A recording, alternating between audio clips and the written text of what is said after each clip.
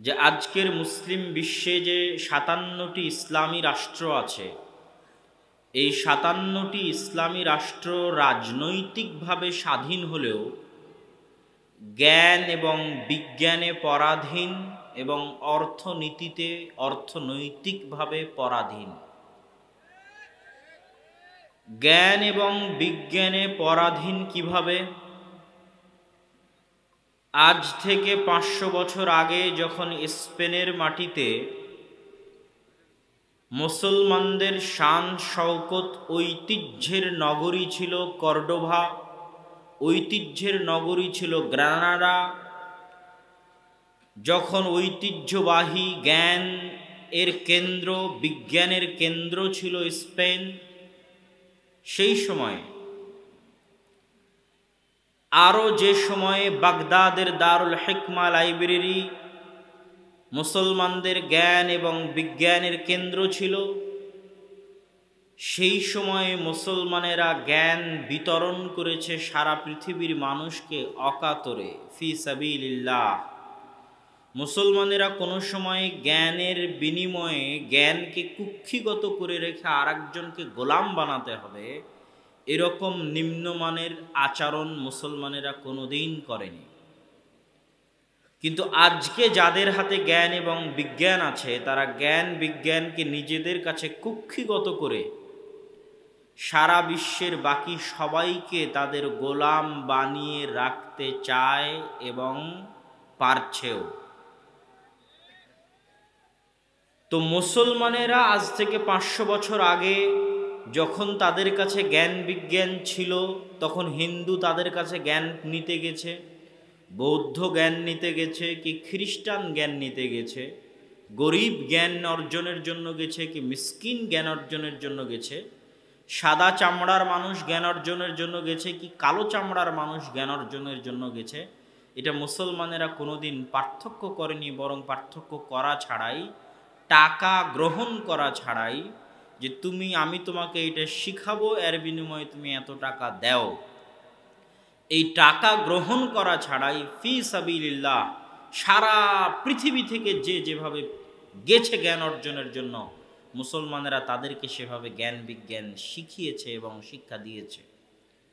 কিন্তু আজকে কি হচ্ছে?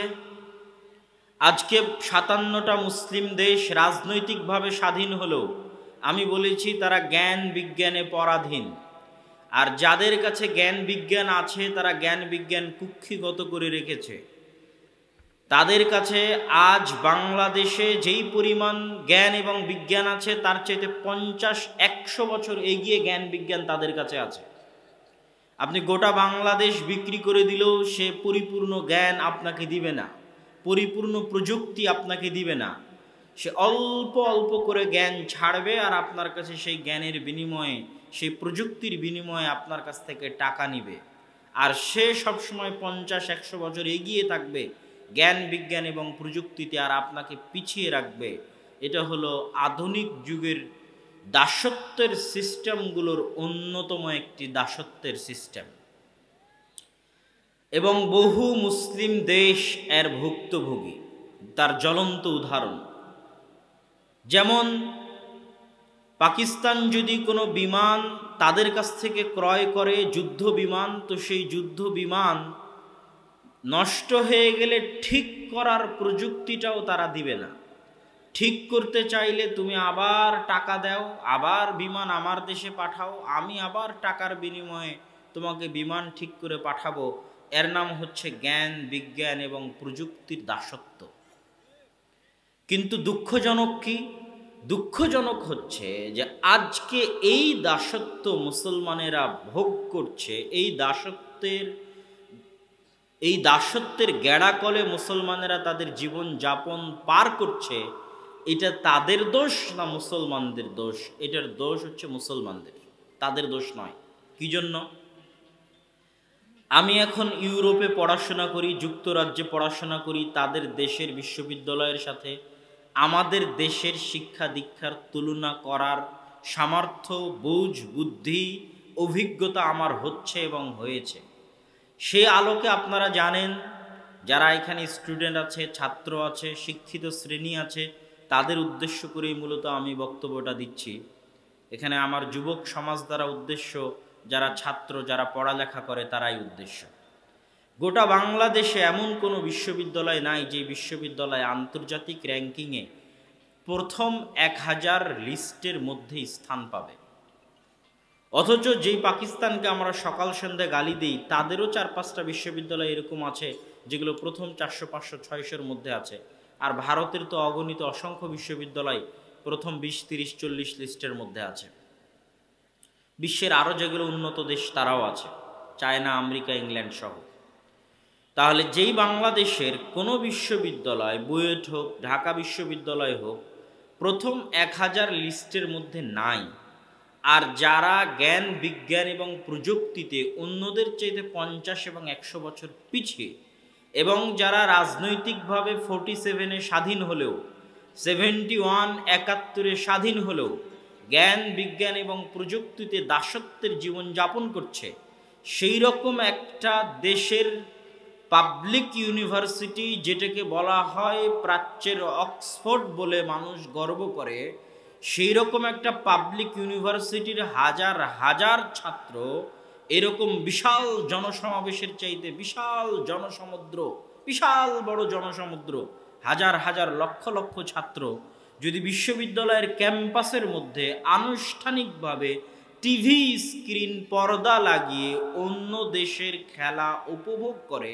একই অবস্থায় যখন আমরা যখন ইউরোপের কোনো বিশ্ববিদ্যালয়ে পড়াশোনা করি, যারা top ranking university, Oxford, Cambridge, Harvard সহ যেগুলো টপ র্যাঙ্কিং ইউনিভার্সিটি আছে, সেগুলো থেকে যখন এই দৃশ্য আপনি দেখেন, তখন লজ্জায়, অপমানে এবং কি বলবো, লজ্জায় অপমানে আপনার মাথা নত হয়ে আসবে এবং আশ্চর্য হতে হবে।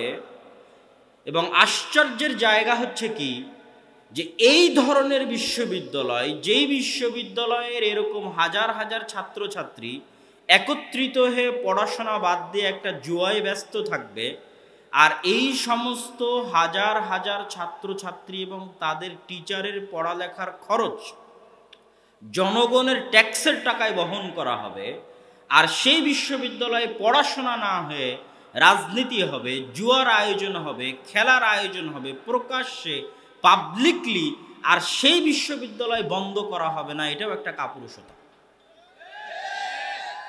হয় বিশ্ববিদ্যালয় চালাতে হলে পড়াশোনার জন্য চালাতে হবে জনগণের টাকায়, এই সমস্ত ছাত্ররাই ভবিষ্যতে বিসিএস ক্যাডার হবে, পুলিশ হবে, র্যাব হবে, আর্মি হবে, এরাই দেশ পরিচালনা করবে। তাহলে এইভাবে যদি একটা দেশের ছাত্র সমাজ এরকম জুয়ায় ব্যস্ত থাকে, এরকম নেশায় ব্যস্ত থাকে, তাহলে কোনো দিন এই দাসত্বের জিঞ্জির ভেঙে বের হয়ে আসা অসম্ভব, বরং এই দাসত্ব আরও লম্বা হবে, এই দাসত্ব আরও ভয়ঙ্কর হবে, আরও ভয়ানক হবে, যদি মুসলমানদের স্বভাব এবং চরিত্র এরকমই থাকে। আপনি যদি এই ছোট্ট বাংলাদেশের গণ্ডির বাইরে বের হন, এই গ্রামে, এই গঞ্জে, এই ভাঙ্গা রাস্তা, নদীর চর, এই এলাকায় বসে আপনি এটা অনুভব করতে পারবেন না। যখন আপনি বাংলাদেশের পাসপোর্ট গলায় ঝুলিয়ে দেশের বাইরে বের হবেন, তখন আপনি অনুভব করতে পারবেন যে এই পাসপোর্টটাও একটা দাসত্ব। এই পাসপোর্ট নামে বাংলাদেশি পাসপোর্ট যে আপনার গলায় ঝুলিয়ে দেওয়া হয়েছে, এটা একটা দাসত্বের আলামত, যে ইউ আর এ স্লেভ, আপনি একজন দাস, গোলাম। সেটা বুঝতে পারবেন যখন এই পাসপোর্ট নিয়ে দেশের বাইরে বের হবেন। তখন আপনারা মনে কষ্ট নেবেন না, যেই স্পেন, যেই ফ্রান্সের আপনারা খেলা দেখছেন, যে আর্জেন্টিনা, যেই ব্রাজিলের আপনারা খেলা দেখছেন, ওই স্পেনে ভিজিট ভিসার আবেদন করলেও রিজেক্ট হয়ে যাবেন, আপনি ঢুকতে দেবেন না, কারণ আপনার পাসপোর্ট হচ্ছে বাংলাদেশি, ওর ন্যাশনালিটি ইজ বাংলাদেশি। আপনার পাসপোর্ট, ন্যাশনালিটি, জাতীয়তা, নাগরিকত্ব কি বাংলাদেশি, মানে আপনি থার্ড ওয়ার্ল্ড কান্ট্রির নাগরিক, তৃতীয় বিশ্বের নাগরিক। আপনি ওই প্রথম বিশ্বের সকল দেশে অবাধে প্রবেশের সুযোগ আপনার নাই। যদি সুযোগ হয়ও, তাহলে যারা প্রথম বিশ্বের নাগরিক তাদের ইমিগ্রেশনে যেই পরিমাণে চেকিং হবে, যখন দেখবে রে বাংলাদেশ, আপনাকে তখন 1 ঘন্টা, 5 ঘন্টা, 10 ঘন্টা, 20 ঘন্টা ন্যাংটা করে আপনাকে পরীক্ষা করবে। তাহলে এই পাসপোর্টটা কি আপনার দাসত্বের আলামত নয়? দাসত্বের আলামত। কিন্তু এই পাসপোর্ট গলায় ঝুলিয়ে যারা আপনাকে ন্যাংটা করে ইমিগ্রেশনে আপনাকে চেকিং করবে, আপনার এই ন্যাশনালিটি হওয়ার কারণে যে ওর বাংলাদেশি, সেই বাংলাদেশে বসে আপনি এবার তাদের খেলা দেখেন। তাহলে আপনার ভাগ্যে যদি গোলামি না থাকে, তাহলে কার ভাগ্যে গোলামি থাকবে? কে গোলামি করবে? শয়তান চায় মানুষকে মৃত্যুর কথা ভুলিয়ে রাখতে, মানুষ যেন মরণের কথা স্মরণ না করতে পারে। তো আগের যুগে শয়তানকে মানুষকে এই কথাটা ভুলিয়ে রাখতে কষ্ট বেশি হতো। আর আজকের যুগে যখন থেকে এই মোবাইল এসেছে তখন থেকে, এবং এই যে খেলাধুলা, জুয়া, খেলার সাথে তো জুয়া ওতপ্রোতভাবে জড়িত, এই বিপিএল, আইপিএল, ক্রিকেট, ফুটবল, বিশ্বকাপ, এই খেলাধুলার জুয়া এবং এই মোবাইল, সামাজিক যোগাযোগ মাধ্যম, টিকটক, ফেসবুক, ইউটিউব, এগুলো আসার পর শয়তানের জন্য সহজ হয়ে গেছে যে মানুষ যেন ভুলেও মনে না করতে পারে যে মানুষ একদিন মারা যাবে। কেন? ঘুমাতে ঘুমাতেও মোবাইল চালায়, ঘুম থেকে উঠেও মোবাইল চালায়, চলতে ফিরতে খেলার গল্প, উঠতে বসতে খেলার গল্প, সব সময় নতুন নতুন চমক এবং নতুন নতুন নিউজ এবং নতুন নতুন ভিডিও স্ক্রল করতে করতে ঘন্টা পার হয়ে যাবে, প্রতি সেকেন্ডে নতুন নিউজ, নতুন কিছু। আর যারা মানুষের সাইকোলজি জানে সেই গবেষকরাই সামাজিক যোগাযোগ মাধ্যম তৈরি করে, তথা আমার এবং আপনার সাইকোলজি মানসিকভাবে গবেষণা করে কিভাবে ফেসবুকের ফিচারকে এমনভাবে সাজানো যায় যেন আপনি ফেসবুকে ঢুকলে আধা ঘন্টা 1 ঘন্টার আগে বের না হতে পারেন, এটা গবেষণা করা হয়। টিকটকের ফিচারকে কিভাবে এমনভাবে সাজানো যায় যেন একবার টিকটকে ঢুকলে আপনি আধা ঘন্টা 1 ঘন্টার আগে বের না হতে পারেন। আর আমরা কেউই বুঝতে পারি না যে আমরা সবাই নিজের অজান্তে এই ফেসবুক, এই ইউটিউব, টুইটার, টিকটক এদের পণ্য হিসেবে ব্যবহৃত হচ্ছে। এটা কিন্তু আমরা কেউ অনুভব করতে পারি না। আমরা কিন্তু সবাই দিন শেষে একটা প্রোডাক্ট, তারা সবাই আমাদেরকে একটা পণ্য হিসেবে ব্যবহার করতেছে। কিভাবে পণ্য হিসেবে ব্যবহার করতেছে? আপনি যদি গুগলে সার্চ করেন টিকিটের বিষয়ে, তাহলে তার আধা ঘন্টা পরে যদি আপনি ফেসবুকে যান, দেখবেন টিকিটের অ্যাড আপনার মোবাইলে চলে আসছে, শো করতেছে। অথচ আধা ঘন্টা আগে আপনি টিকিট নিয়ে সার্চ করেছিলেন। তাহলে আপনি যে টিকিট নিয়ে সার্চ করলেন এটা তারা জানতে পারলো। জানতে পারার পরে আপনার সামনে টিকিট বিষয়ক অ্যাড পেশ করা হলো। তাহলে আপনার সকল তথ্য, সকল প্রাইভেসি তাদের কাছে পাচার হয়ে যাচ্ছে, এবং সেই তথ্য, সেই ইনফরমেশনকে ভিত্তি করে তারা আপনাকে পুঁজি করে বিভিন্ন কোম্পানির সাথে বিজনেস করতেছে। তাহলে দিন শেষে আমি আর আপনি একটা প্রোডাক্ট। তো যাক, ওই কথায় আমি না যাই। আমি যেটা বলতে চাচ্ছি সেটা হচ্ছে, শয়তান চেষ্টা করে এই সমস্ত জুয়া, এই সমস্ত নগ্নতা, এই সমস্ত বেহায়াপনা দিয়ে মানুষকে কি ভুলিয়ে রাখতে? কি ভুলিয়ে রাখতে? মৃত্যু ভুলিয়ে রাখতে, যে আমরা একদিন মারা যাব। এটা সবচেয়ে বাস্তব, সবচেয়ে বড় রিয়ালিটি।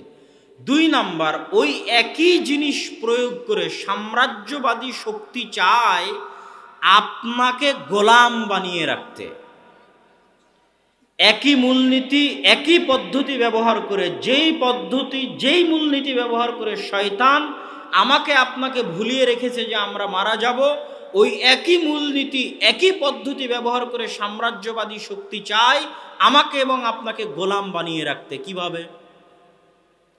আচ্ছা, যেই মাথা থেকে পারমাণবিক বম আবিষ্কার হয়েছে, ওই যে ছেলেটা গতকাল আর্জেন্টিনার খেলা দেখলো, ওর মাথায় কি ওই রকম ব্রেন আপনারা মনে করেন নাই?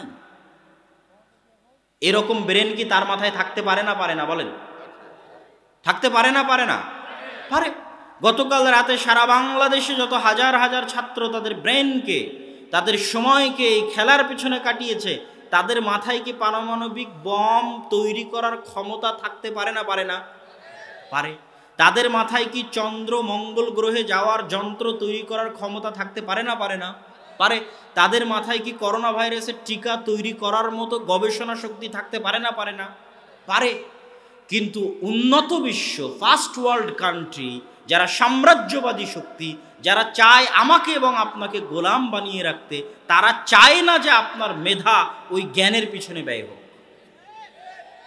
তখন আপনার মেধার প্রোডাক্টিভিটি নষ্ট হয়ে যায়। প্রোডাক্টিভ প্রতিটা মেশিন উৎপাদন করে, আমরাও একটা মেশিন, বিশাল যন্ত্র। পৃথিবীর সবচেয়ে বড় সম্পদ আমাদের এই মাথা। এই বিশাল শক্তিশালী পাওয়ারফুল যন্ত্র, এখান থেকে আমি কি উৎপাদন করছি প্রতিদিন? এই উৎপাদন ক্ষমতা নষ্ট করে দিবে মোবাইল, এই উৎপাদন ক্ষমতা নষ্ট করে দিবে জুয়া, উৎপাদন ক্ষমতা নষ্ট করে দিবে খেলা। তাহলে রেজাল্ট কি দাঁড়াবে? রেজাল্ট দাঁড়াবে যে এই বাংলাদেশিরা, এই বাঙালিরা, তোরা জন্ম নিবি, খেলা দেখবি আর মারা যাবি, জন্ম নিবি, খেলা দেখবি আর মারা যাবি, আর আমরা জ্ঞান বিজ্ঞান আবিষ্কার করব আর তোদেরকে গুলি করে তোদেরকে মারব। ঠিক আছে না? এটাই হচ্ছে সামারি। আপনার সন্তানেরা জন্ম নিবে, টিকটক ফেসবুক দেখবে আর খেলা দেখবে আর দুনিয়া থেকে বিদায় নিবে। এই যে যত যুবক আছে এরা জন্ম নিবে, খেলা দেখবে, মোবাইল ব্যস্ত থাকবে, দুনিয়া থেকে বিদায় নিবে, পেশাব করবে, পায়খানা করবে আর দুনিয়া থেকে চলে যাবে। আর যারা তাদের সময়কে প্রোডাক্টিভ ওয়েতে কাজে লাগিয়েছে তারা আপনাদেরকে শাসন করবে, আপনারা তাদের গোলাম হয়ে জীবনযাপন করবেন। একদম সিম্পল মূলনীতি, একদম সহজ মূলনীতি। শয়তান আপনাকে মৃত্যুকে ভুলিয়ে রেখে নিয়ে যাবে জাহান্নামে, আর দুনিয়াতে এরা আপনাকে আপনার প্রোডাক্টিভ ব্রেনকে নষ্ট করে দিয়ে আপনাকে বানিয়ে রাখবে গোলাম। তাহলে দুনিয়াতে হলো গোলামির জিন্দেগি আর পরকালে হলো জাহান্নাম। ঠিক আছে? দুনিয়াতে হচ্ছে গোলামির জিন্দেগি। ওই গোলামির জিন্দেগি কেমনে পরীক্ষা করবেন? গলায় বাংলাদেশি পাসপোর্ট ঝুলিয়ে দেশের বাইরে বের হবেন, তখন পরীক্ষা করবেন যে ইউর এ গোলাম। এবং আপনাদের দেশের যারা উপর পর্যায়ের তারাও বুঝতে পারে যে তারা বাইরে গেলে গোলাম। যারা দেশের নেতৃত্ব দিচ্ছে তারাও যখন দেশের বাইরে যায় তখনও তারা ট্রিটেড হয়, তাদের সাথেও ওই ধরনের ব্যবহার করা হয় যে সে কোন দেশের, সে কোন দেশের প্রধানমন্ত্রী, কোন দেশের রাষ্ট্রপতি, ও বাংলাদেশ, আচ্ছা আচ্ছা। তখন তার সাথে যে ধরনের ব্যবহার করা হয় সেও ফিল করে যে আমি আসলে একটা গোলাম দেশের দায়িত্ব পালন করতেছি এবং আমিও আসলে একটা গোলাম। এবং আপনি যদি ফিল করতে চান আপনিও বাংলাদেশি পাসপোর্ট নিয়ে বাইরে বের হবেন, তখন বুঝতে পারবেন যে আপনিও আসলে একটা গোলাম। কিন্তু এই গোলামির জিঞ্জির ভাঙবে কিসে?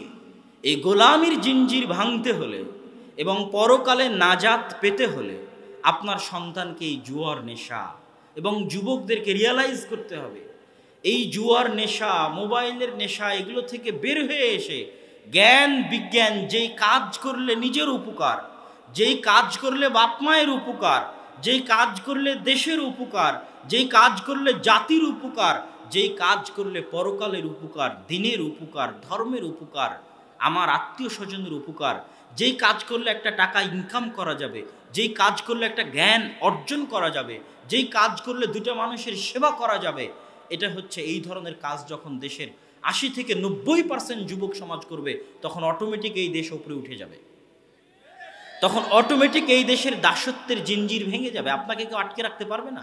শুধু তাদের ব্রেন আছে আর আপনার ব্রেন না এটা নয়, কিন্তু আপনার ব্রেন যেন আপনি ব্যবহারই না করতে পারেন তার জন্য সকল আঞ্জাম প্রস্তুত করা আছে, সকল রাস্তা উন্মোচন করা আছে।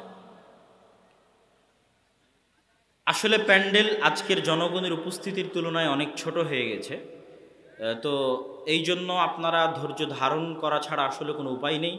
তবে উপস্থিত ইনস্ট্যান্ট যদি এই দুই সাইডে কিছু কাপড় দেওয়া যায় বা কিছু আউড় খড় বিছানো যায় বসার জন্য, যদি থাকে তাহলে আমি অনুরোধ করব। এবং ওই পিছনে অনেক মানুষ দাঁড়িয়ে আছে, দুই ধারে মানুষ দাঁড়িয়ে আছে। আর যদি ব্যবস্থা না থাকে তাহলে আমাদের ধৈর্য ধারণ করা ছাড়া আসলে কোনো উপায় নেই। তো আমরা কি আলোচনা করছিলাম? আমাদের যুবক সমাজের অধঃপতন। আমাদের যুবক সমাজের অধঃপতন বলতে গিয়ে আমরা ১ নম্বর পয়েন্ট বলেছি যে আমরা জাতিগতভাবে গোলাম, জাতিগতভাবে দাস। 47-এ আমাদের যে স্বাধীনতা হয়েছে ওটা রাজনৈতিক, 71-এ যে স্বাধীনতা হয়েছে ওটা রাজনৈতিক। আর এখন আমরা গোলাম আছি জ্ঞান বিজ্ঞান প্রযুক্তিতে এবং অর্থনীতিতে। অর্থনীতিতে অর্থনৈতিকভাবে কিভাবে গোলাম আছি সেটাও আপনি একটু বুঝেন। সুদী অর্থনীতি, পুঁজিবাদী অর্থনীতি গোলামির সবচেয়ে বড় মাধ্যম। সুদী অর্থনীতি, পুঁজিবাদী অর্থনীতি দাসত্বের সবচেয়ে বড় মাধ্যম। এই পুঁজিবাদী এবং সুদী অর্থনীতি কেন দাসত্বের সবচেয়ে বড় মাধ্যম আমি সংক্ষিপ্তভাবে আপনাদেরকে বোঝানোর চেষ্টা করব। যারা একটু শিক্ষিত মানুষ তারা অবশ্যই ভালোভাবে বুঝতে পারবেন, যাদের অর্থনীতি সম্পর্কে জ্ঞান আছে তারা আরও ভালোভাবে বুঝতে পারবেন, আর যারা বুঝতে কষ্ট হবে তারা যতটুকু বোঝার সম্ভব ততটুকু আপনারা বোঝার চেষ্টা করবেন। ইসলামী অর্থনীতির মূল ভিত্তি হচ্ছে টাকাকে তার গতিতে চলতে দাও। আজকে আমরা যেই নদীর উপর বসে আছি, যেই নদীর চরে বসে আছি, নদীর পানির নিজস্ব গতি আছে, নিজস্ব স্রোতের গতি আছে। আপনি যদি নদীর পানিকে তার গতিতে চলতে না দেন, নদীর পানিকে নিজের ইচ্ছা মতো খাল নালা বিল বাঁধ ড্যাম তৈরি করে নিজের ইচ্ছা মতো কৃত্রিমভাবে ব্যবহার করার চেষ্টা করেন, তাহলে প্রকৃতি ক্ষতিগ্রস্ত হয়, নদী ভাঙ্গন বেশি হয় এবং বন্যা বেশি তৈরি হয়, প্রাকৃতিক দুর্যোগ বেশি দেখা যায়। এই জন্য নদীকে তার গতিতে চলতে দিতে হয়। ঠিক নদীর মতোই টাকার নিজস্ব গতি আছে। টাকার নিজস্ব গতি কি? আপনারা কথা না বলে আস্তে আস্তে কাজটা সারার চেষ্টা করেন। টাকার নিজস্ব গতি কি? টাকার সবচেয়ে বড় গতি হচ্ছে কাজ করে টাকা ইনকাম করতে হবে। একটু বুঝেন, সহজ কথা একদম। টাকার নিজস্ব গতি হচ্ছে কাজ করে টাকা ইনকাম করতে হবে, তথা বসে থেকে টাকা পাওয়া টাকার গতি নয়। আমি বসে আছি আর আমাকে একজন এমনি এসে 500 টাকা দিয়ে গেল, এটা টাকার গতিকে নষ্ট করে দিবে। কাজ করে টাকা নিতে হবে, এটা হচ্ছে টাকার নিজস্ব গতি। এবার যখন সুদী অর্থনীতি প্রয়োগ করা হলো, তখন টাকার গতিকে বাধাগ্রস্ত করা হলো। টাকার গতিকে কিভাবে বাধাগ্রস্ত করা হলো? আমার আপনার মতো একদল মানুষ 500, 1000, 10,000 করে টাকা ব্যাংকে জমা রেখে এসেছে। ব্যাংক বলছে আমাকে এবং আপনাকে ওই টাকার বিপরীতে ব্যাংক প্রতি মাসে 100 টাকায় 10 টাকা হারে সুদ দিবে। আমাদের এখানে যতজন মানুষ আছে তাদের সবার টাকা চাঁপাইনবাবগঞ্জ ব্যাংকে 500, 1000, 1 লক্ষ করে জমা করলে 1 কোটি 1,000 কোটি টাকা যদি হয় ধরলাম, তো ওই 1,500 কোটি টাকা ব্যাংক আবার আর 5-10 ব্যবসায়ীকে লোন দিবে। ওই 5-10 ব্যবসায়ীকে তারা বলবে তুমি আমার কাছ থেকে টাকা নাও, তবে প্রতি মাসে তোমাকে 100 টাকায় 20 টাকা সুদ দিতে হবে। তাহলে ওই ব্যবসায়ীর কাছে ব্যাংক 100 টাকায় 20 টাকা সুদ নিল, আর আপনাকে 100 টাকায় 10 টাকা সুদ দিল, মাঝখানের 10 টাকা ব্যাংকের লাভ। এটা হচ্ছে পুঁজিবাদী অর্থনীতিতে ব্যাংকিং সিস্টেমের মূল ভিত্তি। ব্যাংকিং সিস্টেমের মূল ভিত্তি হাজার হাজার মানুষের কাছে টাকা নিবে, নির্দিষ্ট কিছু ব্যবসায়ীকে টাকা দিবে, ব্যবসায়ীর কাছে উচ্চ হারে সুদের লোনের বিপরীতে টাকা নিবে, সুদ নিবে, আর ওটার চাইতে কম হারে সুদে গ্রাহককে মুনাফা বা লাভ বা ইন্টারেস্ট দিবে।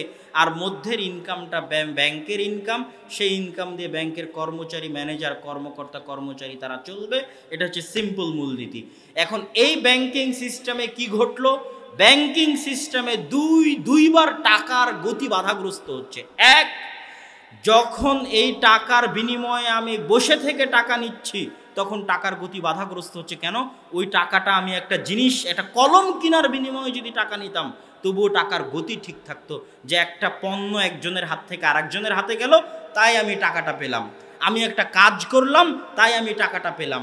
এই কাজের বিনিময় ছাড়া, কোনো একটা জিনিস কেনা বেচা ছাড়া অটোমেটিক বসে থেকে আমি মুনাফা এবং ইন্টারেস্ট পাচ্ছি, এটা টাকার গতিকে বাধাগ্রস্ত করে। সামগ্রিকভাবে গোটা সমাজের টাকার গতিকে, গোটা দেশের টাকার গতিকে, গোটা পৃথিবীর টাকার গতিকে।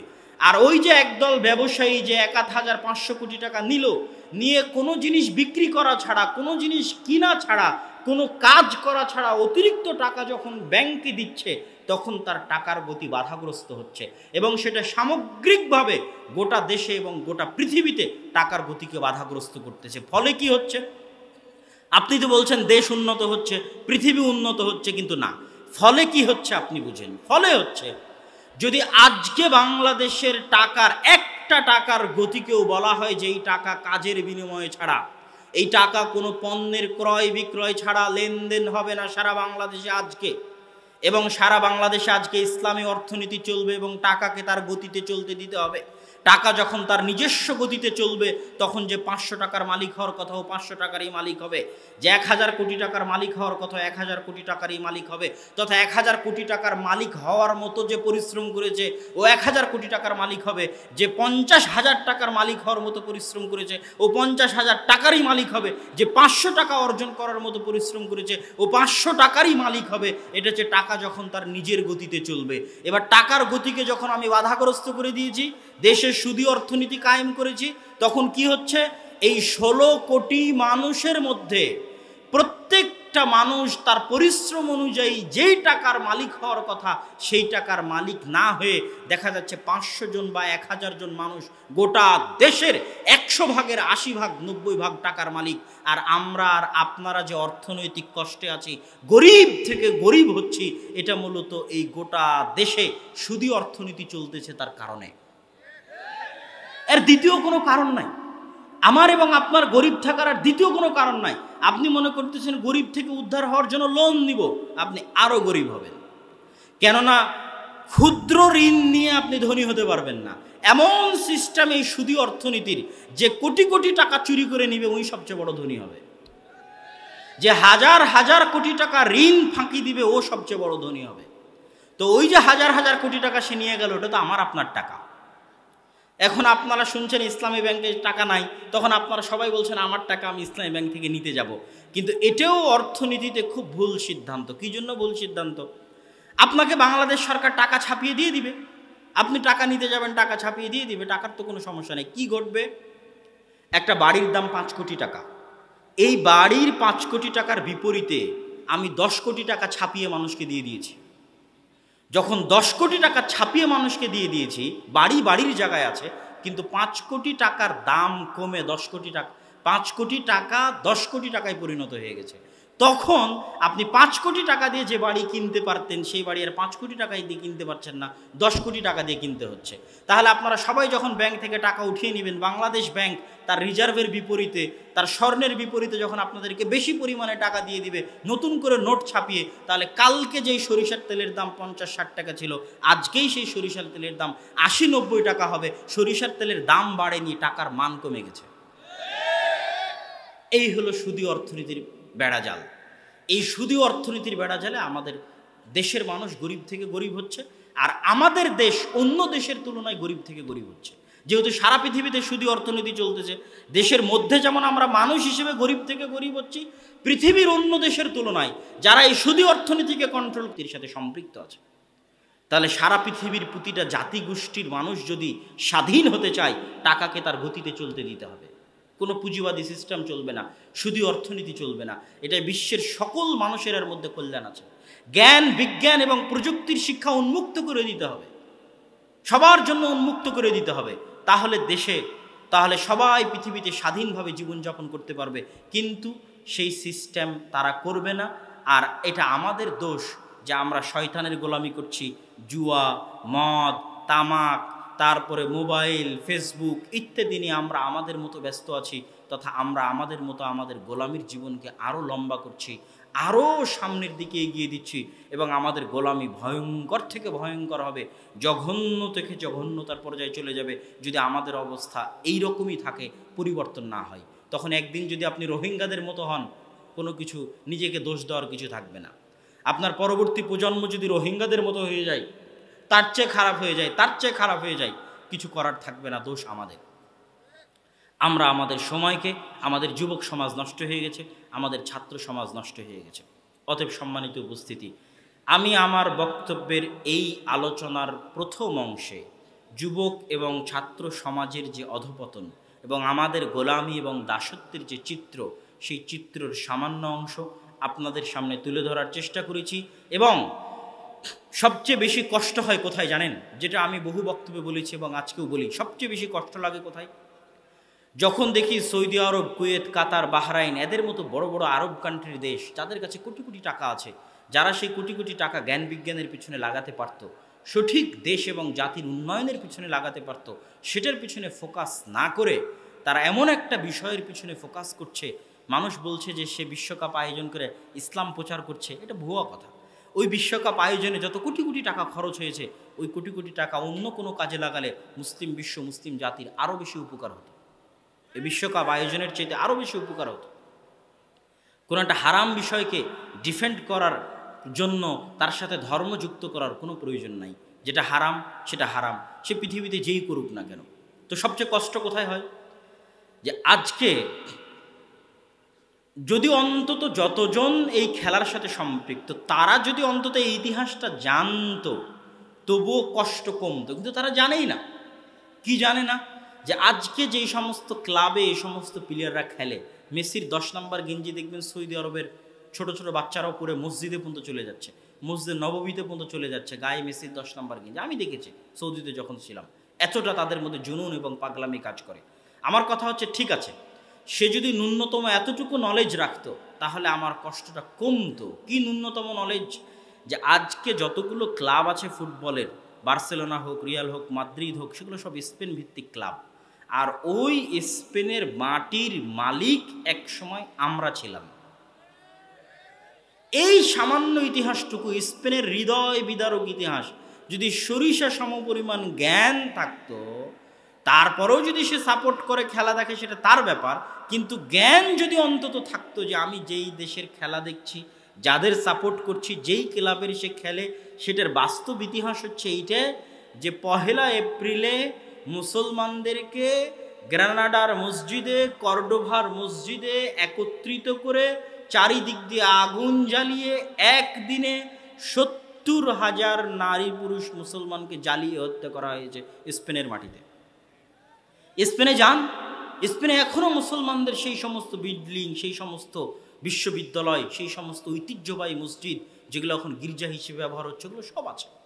স্পেনে বড় বড় আলেমের জন্ম হয়েছে। তাফসিরে কুরতুবির নাম যদি কারো জানা থাকে, তাফসিরে কুরতুবির লেখক কুরতুবি, এটা আর ইংরেজিতে যেটাকে আমরা কর্ডোভা বলি সেটাকে আরবিতে বলা হয় কুরতুবা, তথা উনি কর্ডোভার আলেম ছিলেন। হাফিজ ইবনু আব্দুল বার, হাফিজুল মাগরিব, বিশাল বড় আলেম ইবনু আব্দুল বার। আজও সারা পৃথিবীর এমন কোনো আলেম নাই যে ইবনু আব্দুল বারকে চেনে না, স্পেনের আলেম ছিলেন। ইবনু হাজাম আন্দালুসি, সারা পৃথিবীর এমন কোনো মাদ্রাসার ছাত্র নাই, এমন কোনো কোরআন এবং হাদিসের জ্ঞানান্বেষণকারী নাই যে ইবনু হাজাম আন্দালুসির নাম শুনেনি, স্পেনের আলেম ছিলেন। এরকম বড় বড় উঁচু উঁচু মাপের জ্ঞানী, বিজ্ঞানী তো বহু দূরের কথা, বড় বড় উঁচু উঁচু মাপের আলেম ওলামা স্পেনের মাটিতে জন্ম হয়েছে। সেখানে মুসলমানদের দার্স ছিল, মাদ্রাসা ছিল। সেই স্পেনের মাটি থেকে মুসলমানদেরকে এমনভাবে উচ্ছেদ করা হয়েছে, এমনভাবে উচ্ছেদ করা হয়েছে, পৃথিবীর আর দ্বিতীয় কোনো কান্ট্রি নাই, আর দ্বিতীয় কোনো জায়গা নাই, আর দ্বিতীয় কোনো দেশ নাই যেখানে মুসলমানেরা প্রবেশ করেছে অথচ সেখানে এখন জন্মসূত্রে মুসলমান পাওয়া যায় না। কোনোদিন মুসলমানেরা গেছে আর এখন জন্মসূত্রে মুসলমান পাওয়া যায় না, এরকম কোনো দেশ নাই। যান থাইল্যান্ডের মিন্দানাওয়ে যান, তারপরে হচ্ছে আপনার ফিলিপাইনের মিন্দানাওয়ে যান, থাইল্যান্ডের পাত্তানিতে যান। 500-600 বছর আগে মুসলমানেরা সেখানে গেছিল, এখনও সেখানে আপনি জন্মগত মুসলমান পাবেন। চায়নার উইঘুরে যান, হাজার হাজার বছর আগে মুসলমানেরা গেছিল, এখনও সেখানে জন্মগত মুসলমান পাবেন। আরাকানে জন্মগত মুসলমান পাচ্ছেন, বাংলাদেশে পাচ্ছেন, পৃথিবীর এমন কোথাও, ইন্ডিয়াতে সেই 300-400 বছর থেকে মুসলমানদের এখন শাসন নাই। 190 বছর ব্রিটিশরা শাসন করেছে, 70 বছর থেকে ব্রাহ্মণ্যবাদীরা শাসন করতেছে, সেখানেও মুসলমানেরা আছে। কিন্তু পৃথিবীর একমাত্র দেশ যেখানে মুসলমানেরা শুধু যায়নি, মুসলমানদের ইতিহাস, ঐতিহ্য, জ্ঞান বিজ্ঞানের মার্কাজ ছিল, কেন্দ্র ছিল। যেই সময় ইউরোপের মানুষ মাঠে পায়খানা করতে যেত, ওই সময় স্পেনের রাজধানী গ্রানাডা এবং কর্ডোবার রাস্তায় লাইট জ্বলত। এত উন্নত ছিল মুসলমানদের জ্ঞান বিজ্ঞান সেই সময় স্পেনের মাটিতে। আজ স্পেনে আপনি জন্মগত মুসলমানই পাবেন না, এমনভাবে মুসলমানদেরকে বিলীন করা হয়েছে, হত্যা করে, জ্বালিয়ে, অত্যাচার করে, নির্যাতন করে। অন্তত এই স্পেনের ইতিহাস যদি অন্তত মুসলমানদের জানা থাকতো, স্পেনের করুণ হৃদয় বিদারক ইতিহাস, তারপরে তারা যদি দেখে, তারপরে তারা যদি সেই ক্লাবের সাথে সম্পৃক্ত থাকে, সেটা তাদের ব্যাপার, কিন্তু জানা থাকাটা তো অন্তত জরুরি, মনে থাকাটা তো, নলেজ থাকাটা তো অন্তত জরুরি। না হলে তো এমন আপনারা গোলাম হয়ে গেছেন, এমন দাস হয়ে গেছে আমাদের মুসলিম সমাজ, মুসলিম যুবক, কি আরব, কি অনারব, কি বাংলাদেশি, কি নন বাংলাদেশি, এমনভাবে গোলামির জিঞ্জিরে আবদ্ধ যে আমরা তো নিজেদের ইতিহাস ঐতিহ্যটুকুও ভুলতে বসেছি। ওই স্পেনের মাটির সাথে আমাদের যে ইতিহাস এবং ঐতিহ্য আছে সেটা সম্পর্কে আমাদের জ্ঞান নাই, সেটা সম্পর্কে আমাদের জানা বোঝা নাই। তো আল্লাহ সুবহানাহু ওয়া তাআলা আমাদের যুবক সমাজকে তাদের ইতিহাস, তাদের ঐতিহ্য এবং শয়তানের এই ফাঁদ, শয়তান মৃত্যু ভুলিয়ে রাখতে চায়, আর সাম্রাজ্যবাদীদের এই ফাঁদ তারা গোলাম বানিয়ে রাখতে চায়, ব্রেন নষ্ট করে দিতে চায়, প্রোডাক্টিভিটি নষ্ট করে দিতে চায়। এই ফাঁদগুলো বুঝে সজাগ এবং সচেতন হয়ে পড়াশোনার পিছনে সময় দিয়ে, জ্ঞান বিজ্ঞানের পিছনে সময় দিয়ে, দেশ এবং জাতি উন্নয়নের পিছনে সময় দিয়ে চলার তৌফিক দান করুক আল্লাহুম্মা আমিন। বক্তব্যের এই পর্যায়ে, বক্তব্যের দ্বিতীয় অংশে আমি যেটা আলোচনা করতে চেয়েছি সেটা হচ্ছে যে আমাদেরকে সর্বপ্রথম আল্লাহ সুবহানাহু তাআলার পরিচয়, আল্লাহ সুবহানাহু তাআলা কে, আল্লাহ সুবহানাহু তাআলা কাকে বলে, তার পরিচয় আমাদের জানা উচিত। এবং আল্লাহ সুবহানাহু তাআলার পরিচয় জানা এটা অনেক বড় জ্ঞান। এই জ্ঞান আমরা 90%, 99% মুসলমান এই জ্ঞান থেকে বঞ্চিত। আল্লাহ সম্পর্কে আমাদের ক্লিয়ার আইডিয়া নাই, আল্লাহ সম্পর্কে আমাদের পরিষ্কার ধারণা নাই যে আল্লাহ কে, আল্লাহ কেমন ব্যবহার করে, আল্লাহ কী জন্য আমাকে সৃষ্টি করেছে, এই সম্পর্কে আমাদের ক্লিয়ার, আল্লাহ আমাদেরকে নিয়ে কি ভাবেন বা আমরা আল্লাহ সুবহানাহু ওয়া তাআলাকে নিয়ে কী ভাবতে পারি, আমার সাথে আল্লাহর সম্পর্কটা কেমন হতে পারে, আল্লাহর সাথে আমার যোগাযোগটা কেমন হতে পারে, এই রিলেশন, এই সম্পর্ক, এই যোগাযোগ, এই পরিচয় আমাদের সাথে আল্লাহ সুবহানাহু ওয়া তাআলার না থাকাটা আমাদের জীবনের সবচেয়ে বড় ব্যর্থতা। কী জন্য সবচেয়ে বড় ব্যর্থতা? আমাদের সৃষ্টিকর্তা হচ্ছেন তিনি, আর আমরা হচ্ছি তার সৃষ্টিজীব। তিনি আমাদের সৃষ্টি করে পৃথিবীতে পাঠালেন, আর আমরা পৃথিবী থেকে বিদায় নিয়ে চলে গেলাম, কিন্তু কে আমাকে সৃষ্টি করেছিল তাকেই চিনলাম না, তাকেই জানলাম না। এর চেয়ে বড় হতভাগা, এর চেয়ে বড় ব্যর্থতা আর কিছু হতে পারে না।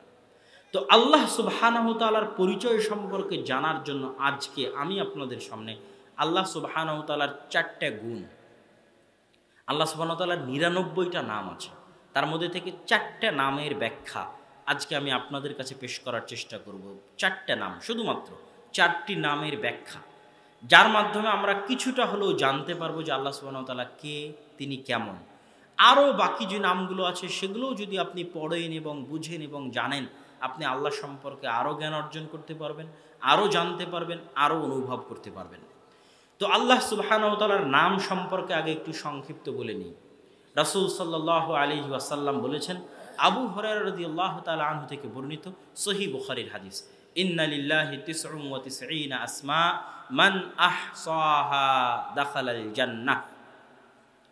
আল্লাহ সুবহানাহু তাআলার 99টি নাম রয়েছে, কেউ যদি এই 99টা নাম আয়ত্ত করে নেয় সে জান্নাতে চলে যাবে। আল্লাহু আকবার। 99টা নাম আয়ত্ত করলেই জান্নাত। তার মানে ওই 99টা নাম যদি কেউ সঠিকভাবে বুঝে তাহলে ও ক্লিয়ার আল্লাহ সম্পর্কে ধারণা পাবে। আর যে ক্লিয়ার আল্লাহ সুবহানাহু ওয়া তাআলা সম্পর্কে ধারণা পাবে, ওর সাথে আল্লাহ সুবহানাহু ওয়া তাআলার সম্পর্ক নষ্ট হতেই পারে না। ও নিজেই সম্পর্ক নষ্ট হতে দিবে না যখন সে ক্লিয়ার ধারণা পাবে। আল্লাহ সুবহানাহু ওয়া তাআলা পবিত্র কোরআন মাজিদে বলছেন, ওয়ালিল্লাহিল আসমাউল হুসনা ফাদউহু বিহা। আল্লাহ সুবহানাহু ওয়া তাআলার অগণিত অসংখ্য নাম আছে, তোমরা আল্লাহর নামগুলো দিয়ে আল্লাহকে ডাকো। আল্লাহর শুধু 99টা নাম আছে এটা নয়, 99টা নাম আমি আপনি জানি, আল্লাহ জানার সুযোগ দিয়েছে কোরআনের মাধ্যমে, আল্লাহর রাসূল জানানোর সুযোগ দিয়েছে হাদিসের মাধ্যমে, কিন্তু আল্লাহ সুবহানাহু ওয়া তাআলার নাম অগণিত এবং অসংখ্য। আল্লাহ সুবহানাহু ওয়া তাআলার যে নামগুলোর ব্যাখ্যা করব তার মধ্যে প্রথম নাম আস-সামাদ। আস-সামাদ এই নামের ব্যবহার পবিত্র কোরআনে আল্লাহ সুবহানাহু ওয়া তাআলা শুধুমাত্র একটি জায়গায় করেছেন। গফুর, রহিম, আজিজ, হাকিম, সামি', আলিম, এই সমস্ত নামের ব্যবহার পবিত্র কোরআনে অসংখ্য অগণিত জায়গায় আল্লাহ সুবহানাহু ওয়া তাআলা ব্যবহার করেছেন, কিন্তু আস-সামাদ এই নামের ব্যবহার শুধুমাত্র এক জায়গাতেই করেছেন, সেটা হচ্ছে সূরা ইখলাস। কি জন্য? এই নামের ভারাত্ম্য, এই নামের ওজন, এই নামের ভয়ঙ্করতা, এই নামের ভয়াবহতা, এই নামের প্রতাপ, এই নামের প্রভাব এত বেশি যে এই নামের আরেকটা নাম হচ্ছে আল ইসমুল আযম। বহু মানুষের জানা আছে যে ইসমে আজম দিয়ে দোয়া করলে দোয়া ফিরিয়ে দেওয়া হয় না। বহু গ্রামের নারী পুরুষরা জানে, তারপরে বহু মুরব্বীরাও জেনে থাকতে পারে। ওই যে ইসমে আজম, ইসমে আজম নামে মহান নাম, বিশাল নাম, তার নাম হচ্ছে আল ইসমুল আযম। আল্লাহর সবচেয়ে মহান এবং বিশাল নাম হচ্ছে, মহৎ নাম হচ্ছে আস-সামাদ। তথা যেই দুয়ার মধ্যে আস-সামাদ নামের ব্যবহার করা হবে ওই দোয়াটাই ইসমে আজম। আর এই আস-সামাদ নামের ব্যবহার করে যে দোয়া করা হবে সেই দোয়া আল্লাহ ফিরিয়ে দিবেন না। রাসূল সাল্লাল্লাহু আলাইহি ওয়াসাল্লামের হাদিস, তিনি কি বলছেন? মানুষ যদি আল্লাহ সুবহানাহু ওয়া তাআলার নিকটে দোয়া করে, আল্লাহুম্মা ইন্নী আসআলুকা বিআন্নী আশহাদু আন্নাকা আনতাল্লাহ লা ইলাহা ইল্লা আনতাল আহাদুস সামাদুল্লাযী লাম ইয়ালিদ ওয়া লাম ইউলাদ, এই যে দোয়া করলো, এই দোয়ার মধ্যে আস-সামাদ ব্যবহার করা হয়েছে। এটা ইসমে আজম দিয়ে দোয়া করা। কেউ যদি আস-সামাদ ইসমে আজম ব্যবহার করে দোয়া করে, আল্লাহ সুবহানাহু ওয়া তাআলা তার দোয়া ফেরত দিবেন না। তৃতীয়ত, এই আস-সামাদ নামের যে 3টা বর্ণ আছে, এই 3টা বর্ণ আরবিতে এতটা ভারী, এতটা ওজনওয়ালা বর্ণ যে এই নামের সঠিক উচ্চারণও মানুষের হৃদয়ে কাঁপন ধরিয়ে দিতে পারে। রহমান, রাহিম মিষ্টি নাম, গফুর, হাকিম এগুলো হচ্ছে মিষ্টি নাম, কিন্তু আজিজ অনেক শক্তিশালী নাম, আস-সামাদ অনেক শক্তিশালী নাম। এই নামের উচ্চারণও এত শক্তিশালী, এত ভয়াবহ, এত প্রতাপশালী যে কেউ যদি আরবিতে সঠিকভাবে খালি এই নামের উচ্চারণ করতে পারে তো মানুষের অন্তরে কাঁপন ধরে যাবে এই নামের উচ্চারণে। তাহলে আস-সামাদ নামের ব্যাখ্যা কি? আস-সামাদ নামের দুইটা ব্যাখ্যা। এক, আল্লাহ সুবহানাহু ওয়া তাআলা অমুখাপেক্ষী। দুই, আল্লাহ ব্যতীত সারা পৃথিবীতে যা আছে সব আল্লাহর মুখাপেক্ষী। দুইটা ব্যাখ্যা। এক, আল্লাহ সুবহানাহু ওয়া তাআলা অমুখাপেক্ষী, আল্লাহ ব্যতীত সারা পৃথিবীতে যা আছে সব আল্লাহর মুখাপেক্ষী, ইচ্ছায় অনিচ্ছায়, চাইলেও না চাইলেও, মানলেও না মানলেও, বিশ্বাস করলেও না বিশ্বাস করলেও, অনুগত অবস্থায় বাধ্যগত অবস্থায়, যেভাবেই হোক ও আল্লাহর মুখাপেক্ষী। চাইলেও না চাইলেও, মানলেও না মানলেও, বিশ্বাস করলেও না বিশ্বাস করলেও, বুঝলেও না বুঝলেও আল্লাহর মুখাপেক্ষী। ফেরাউন স্বেচ্ছায় আল্লাহর মুখাপেক্ষী হয়নি, অনুগত অবস্থায় আল্লাহর মুখাপেক্ষী হয়নি, ইচ্ছায় নিজের ইচ্ছায় আল্লাহর মুখাপেক্ষী হয়নি। কিন্তু যখন পানিতে ডুবতে শুরু করেছে এবং তার অসহায়ত্ব বুঝতে পেরেছে এবং বুঝতে পেরেছে যে সে বাধ্যগত অবস্থায় না চাইলেও না বুঝলেও না মানলেও না বিশ্বাস করলেও তাকে আল্লাহর কাছে ফিরে যেতেই হবে, না মানলেও না বুঝলেও না বিশ্বাস করলেও সে আল্লাহর গোলাম, না মানলেও না বুঝলেও না বিশ্বাস করলেও সে আল্লাহর সৃষ্টিজীব এবং সে অসহায়। তাকে আল্লাহ সুবহানাহু ওয়া তাআলা যে শক্তি দিয়েছিল ওটা আল্লাহর দেওয়া শক্তি। তার 16 আনা অসহায়ত্ব যখন সে নদীর মাঝে ডুবন্ত এবং অনুভব করতে পেরেছে তখন বলছে আমানতু বিরব্বি মুসা ওয়া হারুন, মুসা আর হারুনের প্রতিপালকের উপর ঈমান আনয়ন করলাম। ফেরাউনের এই 16 আনা অসহায়ত্বই প্রমাণ করে মানুষ চাইলেও আল্লাহর মুখাপেক্ষী, না চাইলেও আল্লাহর মুখাপেক্ষী, বিশ্বাস করলেও আল্লাহর মুখাপেক্ষী, বিশ্বাস না করলেও আল্লাহর মুখাপেক্ষী, অনুগত অবস্থায় আল্লাহর মুখাপেক্ষী, না হয় বাধ্য হয়ে আল্লাহর মুখাপেক্ষী। আজকে আমি এবং আপনি যদি স্বাভাবিক অবস্থায় আল্লাহর কাছে ফিরে না যাই, আল্লাহর অনুগত অবস্থায় ইচ্ছায় স্বেচ্ছায় যদি আল্লাহর মুখাপেক্ষী না হই, এখনই আপনি প্যারালাইজ হয়ে যদি হাসপাতালের বেডে পড়ে থাকেন আপনি বুঝবেন যে আপনি বাধ্যগত অবস্থায় আল্লাহর মুখাপেক্ষী, আপনি অনিচ্ছায় আল্লাহর মুখাপেক্ষী, না বুঝলেও না মানলেও আল্লাহর মুখাপেক্ষী। প্রতি সেকেন্ডে আমি এবং আপনি অসহায়, প্রতি সেকেন্ডে আমি এবং আপনি মুখাপেক্ষী। কার মুখাপেক্ষী? আল্লাহ সুবহানাহু ওয়া তাআলার মুখাপেক্ষী।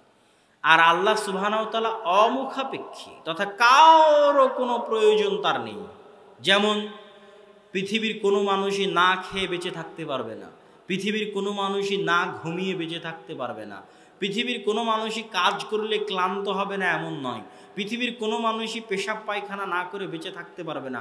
তথা ঘুমানো মানুষের দুর্বলতা, ঘুমানো মানুষকে, মানুষ যে অসহায় এবং একদিন মারা যাবে, একদিন আল্লাহর কাছে ফিরে যাবে, মানুষ যে আল্লাহর গোলাম, মানুষ যে আল্লাহর মুখাপেক্ষী, তার বড় প্রমাণ হচ্ছে মানুষের ঘুম, তার বড় প্রমাণ হচ্ছে মানুষের খাবার, খাবার না খেলে বেঁচে থাকতে পারবেন না, তার বড় প্রমাণ হচ্ছে মানুষের পেশাব পায়খানা, পেশাব পায়খানা না করলে বেঁচে থাকতে পারবেন না। তথা প্রত্যেকটা ধাপে ধাপে যদি আপনার জ্ঞান থাকে, অনুভব শক্তি থাকে, আপনি বুঝবেন যে আপনি মুখাপেক্ষী, চাইলে না চাইলে, বিশ্বাস করলে না বিশ্বাস করলে, অনুগত অবস্থায় বাধ্যগত অবস্থায়, যেভাবেই হোক আপনি আল্লাহ সুবহানাহু ওয়া তাআলার মুখাপেক্ষী। আর এগুলো একটা কিছুরও প্রয়োজন আল্লাহর নেই। এই জন্য আল্লাহ কি বলেছে? আল্লাহু লা ইলাহা ইল্লা হুয়াল হাইয়ুল কাইয়ুম লা তাখুযুহু সিনাতুন ওয়া লা নাওম। আল্লাহ সুবহানাহু ওয়া তাআলা হচ্ছেন ওই সত্তা আল হাই, চিরঞ্জীব। পৃথিবীতে কে এমন আছে যে চিরদিন বেঁচে থাকবে? নাই। লা তাখুযুহু সিনাতুন ওয়া লা নাওম। আল্লাহ সুবহানাহু ওয়া তাআলাকে তন্দ্রা এবং ক্লান্তি স্পর্শ করে না। পৃথিবীতে কে এমন আছে যাকে তন্দ্রা স্পর্শ করে না? কে এমন আছে যাকে ক্লান্তি স্পর্শ করে না? লাম ইয়ালিদ ওয়া লাম ইউলাদ। আল্লাহ সুবহানাহু ওয়া তাআলার সন্তান নাই তথা তিনি সন্তানের মুখাপেক্ষী নন।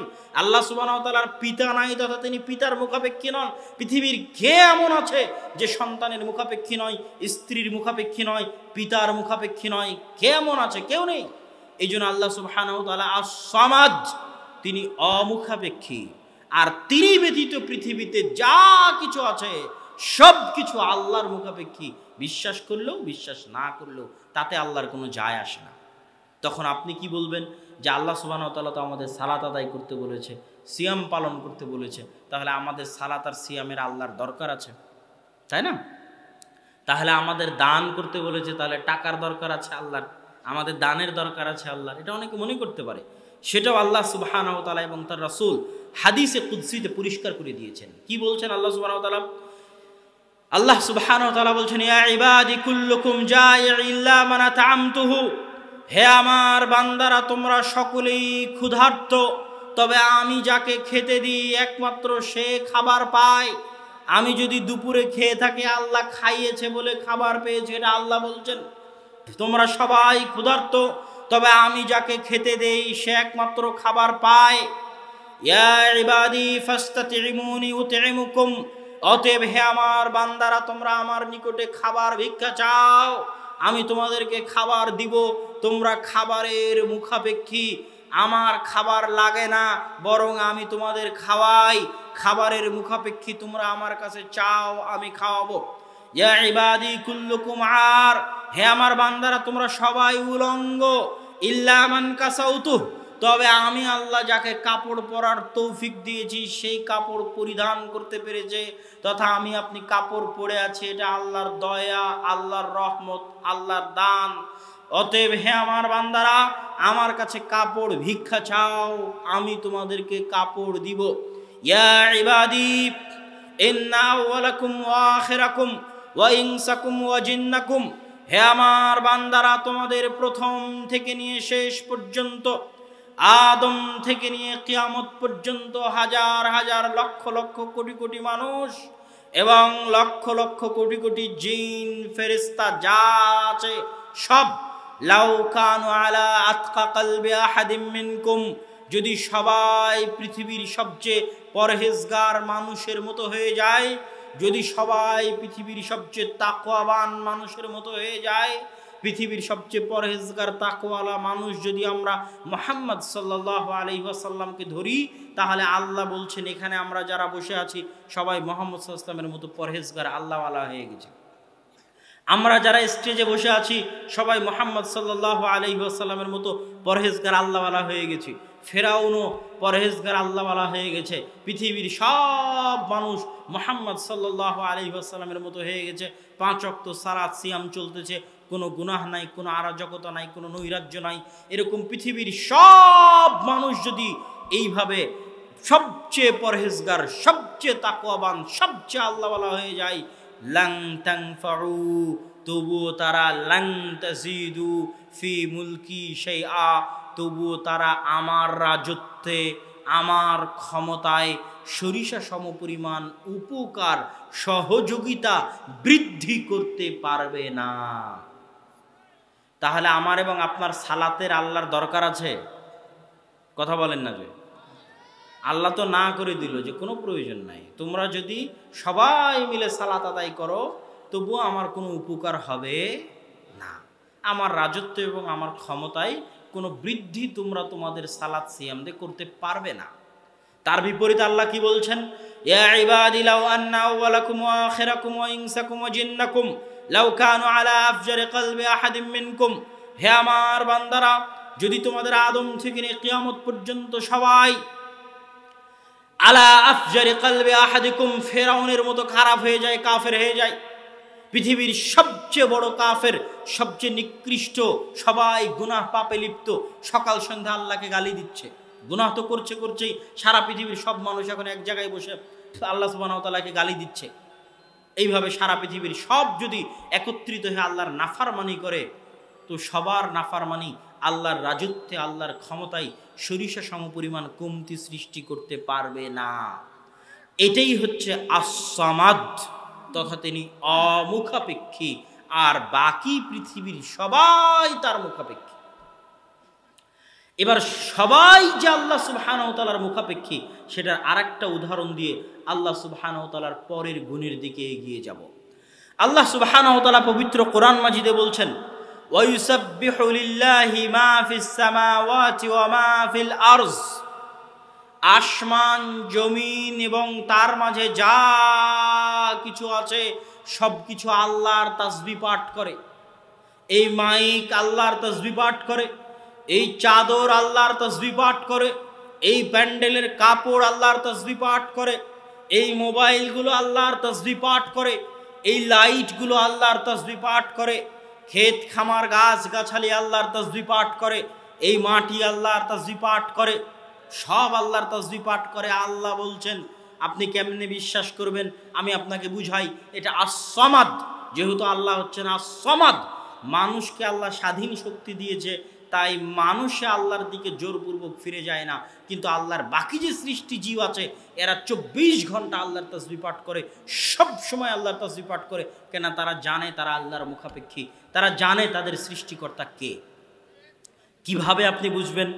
এই যে চেয়ারে আমি বসে আছি, এই চেয়ার আল্লাহর তাসবিহ পাঠ করছে, করতে থাকবে যতদিন সে পৃথিবীতে আছে, যতদিন কিয়ামত হয়নি।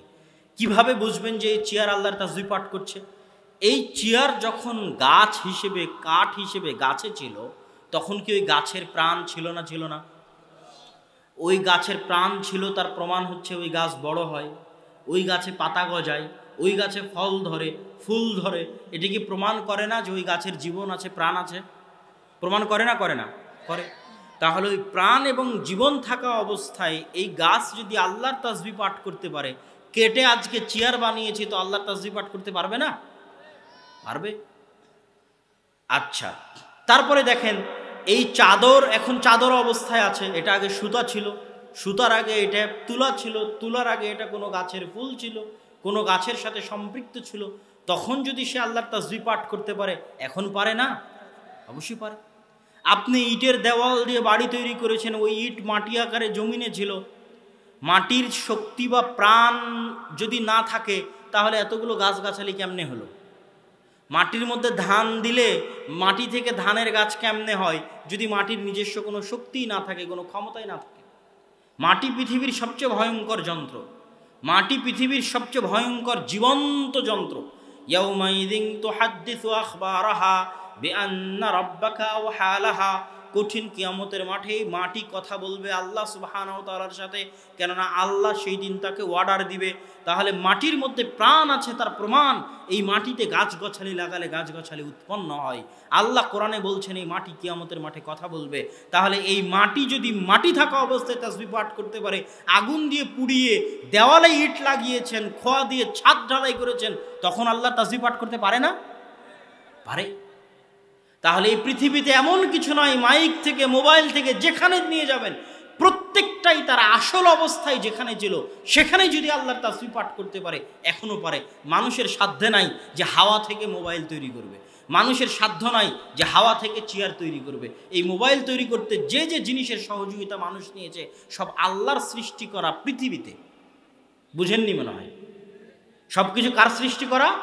আল্লাহর সৃষ্টি করা। ওই স্ট্যান্ড, ওই লাইট, এই চাদর যা আপনি ব্যবহার করছেন সেটার আপনি আসলে ফিরে যান। আগে কি ছিল? আগে কি ছিল? এই মেটাল আগে কোথায় ছিল? লোহা তার আগে কোথায় ছিল? পাহাড়ে কোনো কিছু, কোনো পদার্থ, কোনো ধাতু কোনো হিসেবে ছিল?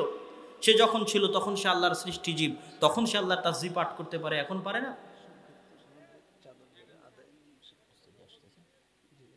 আচ্ছা, ঠিক আছে। আমি সংক্ষিপ্ত আকারে আমার আর 3টে আল্লাহ সুবহানাহু ওয়া তাআলার গুণাবলী আমি শেষ করে নিচ্ছি। এবং আপনাদের মধ্যে যদি কেউ চাদর নিয়ে যায়, আপনারা অবশ্যই সেই চাদরগুলোতে এই সম্মেলন আয়োজনের জন্য সহযোগিতা করবেন এবং আল্লাহ সুবহানাহু ওয়া তাআলা আপনাদের সহযোগিতা করার তৌফিক দান করুক। আপনাদের উস্তাদ যে রাস্তায় আছে, তিনি আসতেছেন। তো এই হলো আস-সামাদ। দ্বিতীয় কি? লতিফ। লতিফ শব্দের অর্থ হচ্ছে, আমার আলোচনা বুঝার জন্য একটু মনোযোগের দরকার আছে। আমি প্রশ্ন করব, আপনাদের কথা শুনবো, তারপরে আপনাদের বুঝাবো। লতিফ, আব্দুল লতিফ নামে আপনাদের মধ্যে নাম আছে না নাই? আছে। তাহলে আব্দুল লতিফ নামে নাম আছে মানে লতিফ আল্লাহর নাম, কিন্তু সঠিক উচ্চারণ হচ্ছে লতিফ। সঠিক উচ্চারণ কি? লতিফ। লতিফ এটা সঠিক উচ্চারণ নয়, লতিফ হচ্ছে সঠিক উচ্চারণ। তো এই লাতিফ শব্দের অর্থ হচ্ছে সূক্ষ্মদর্শী। তো আল্লাহ সুবহানাহু ওয়া তাআলা কি সূক্ষ্মদর্শী? আমি এবং আপনি কি বুঝবো যে আল্লাহ সুবহানাহু ওয়া তাআলা সূক্ষ্মদর্শী? আপনাকে বুঝাই, আপনার মনের মধ্যে যে দুঃখ কষ্ট, যে আনন্দ বেদনা আছে, এটা হুবহু আপনার মতো করে অনুভব করতে পারবে পৃথিবীতে এমন কেউ নাই, কেউ নাই যে আপনার মতো করে আপনার দুঃখ কষ্ট, আপনার আনন্দ বেদনা অনুভব করবে। আপনি এখন যে আনন্দটা পাচ্ছেন হুবহু আপনার মতো আনন্দ কেউ পাবে, আপনার স্ত্রী, আপনার পুত্র, সবার ফিলিংস আলাদা আলাদা, সবার অনুভূতি আলাদা আলাদা। আপনি একটা মহা বিপদে আছেন, মহা টেনশনে আপনার মাথা ফেটে যাচ্ছে, হুবহু আর একজন ওই রকমই টেনশন ফিল করবে। এটা কি সম্ভব? আমার কথা কি, আমার প্রশ্ন কি বুঝতে পারেন? যে হুবহু আর একজন আপনার মতোই টেনশন ফিল করবে, আনন্দ নিবে, দুঃখ পাবে, এটা অসম্ভব। আপনার স্ত্রীও পারবে না, আপনার ছেলেও পারবে না, আপনার বাপও পারবে না। তথা আপনার মনের কথা হুবহু আপনার মতো করে কেউ পড়তে পারে না। তাহলে একমাত্র আল্লাহ সুবহানাহু ওয়া তাআলা লাতীফুম বিযাতিস সুদূর। আমার এবং আমি এখন যে বিপদে আছি, এই বিপদটা হুবহু আমার মতো করে অনুভব করতে পারে। আমি এখন যে কষ্টে আছি, এই কষ্টটা হুবহু আমার মতো করে ফিল করতে পারে। আমি এখন যে আনন্দে আছি, আনন্দটা হুবহু আমার মতো করে যিনি আন্ডারস্ট্যান্ড করতে পারেন, তিনিই হচ্ছেন লতীফ, সূক্ষ্মদর্শী। লতীফুম বিযাতিস সুদূর। এটা হলো আল্লাহ সুবহানাহু ওয়া তাআলার লতীফ নামের একটা ব্যাখ্যা। সেটা কি? আপনি অভিযোগ করতে পারেন আপনার বউকে, তুমি আমার কথা বুঝো না। আপনার বউ আপনাকে অভিযোগ করতে পারে, তুমি আমার কথা বুঝো না, আমার বিষয়টা তুমি বুঝার চেষ্টা করো না। করতে পারে আপনি আমার মনের কথাটা বুঝার চেষ্টা করছেন না। স্বাভাবিক, পৃথিবীতে কেউ আপনার মনের কথা হুবহু আপনার মতো করে বুঝতে পারবে না।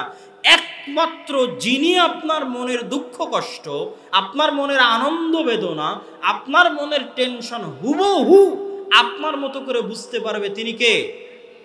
একটু জোরে বলতে হবে, তিনি কে? আল্লাহ। এই জন্যই তার নাম লতীফ। এটা হচ্ছে লতীফের প্রথম ব্যাখ্যা। লতীফের দ্বিতীয় ব্যাখ্যা কি? লতীফের দ্বিতীয় ব্যাখ্যা হচ্ছে, আল্লাহ যদি চান আপনার মনের এই দুঃখ কষ্ট হুবহু আপনার মতো করে অনুভব করে আপনি আল্লাহর কাছে দোয়া করলেন, আল্লাহ আপনার জন্য কিছু করবেন, এটা যদি আল্লাহ চান, আল্লাহ কোনোদিন ডাইরেক্ট অ্যাকশন নেয় না।